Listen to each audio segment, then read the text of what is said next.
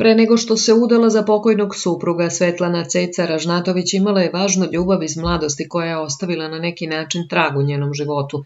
Ceca je o toj mladalačkoj ljubavi retko govorila javno, a sada se pojavila fotografija njih dvoje. U pitanju je nekadašnji fudbaler Vladan Lukić. Ljubav između popularnog fudbalera i pevačice počela je još 1989. godine, kada je Svetlana tada Veličković počela u Beogradu da gradi svoju karijeru. Lukić je u to vreme važio za velikog zavodnika, pa je priča o njihovoj ljubavi punila stranice novina, čak se pričalo i da su se verili i da će praviti svadbu.